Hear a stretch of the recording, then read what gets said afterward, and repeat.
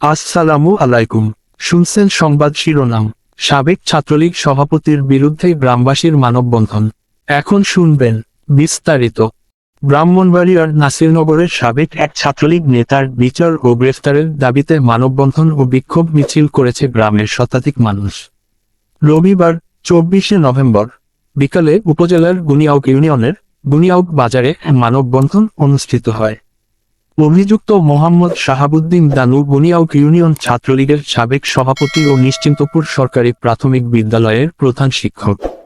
মানববন্ধনে বক্তারা বলেন, বিগত 16 বছরে আওয়ামী লীগের আমলে শাহাবুদ্দিন দানুর দ্বারা গ্রামের অনেক নিরীহ মানুষ নির্যাতিত হয়েছেন। রাজনৈতিক ক্ষমতা ব্যবহার করে মানুষের জায়গা দখল ও প্রতিপক্ষকে মামলা দিয়ে হয়রানি করা সহ বিভিন্ন অভিযোগ রয়েছে সাবেক এই ছাত্রলীগের বিরুদ্ধে। এ ব্যাপারে সাবেক ইউপির সদস্য পারুল বেগম বলেন, বিগত 15টি বছর আমরা এই দানুর জন্য বাড়িতে ঘুমাতে পারি নাই। আমাকে ও আমার স্বামী সন্তানকে এতদিন মামলা দিয়ে বাড়ি ছাড়া করে রেখেছিল এই দানু।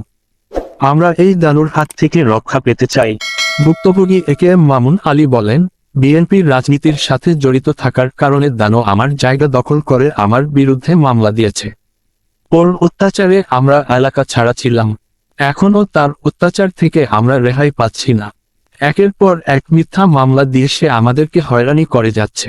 বর্তমান ইউপি সদস্য মালিক মিয়া জানান, দানুর কথা বলে শেষ করা যাবে না। শিক্ষককে সবাই সম্মান করে, কিন্তু সে শিক্ষক নামের কলঙ্ক। সে মাস্টার না, মাস্টার লীগ। স্কুলে গিয়ে নামটা লিখেই চলে আসে। গ্রামে তার লাঠিয়াল বাহিনী আছে। কিছু হলেই মানুষের উপর হামলা করে। জোরপূর্বক মানুষের জায়গা দখল করেন সে। প্রতিবাদ করলেই মামলা দিয়ে ফাঁসিয়ে দেয়।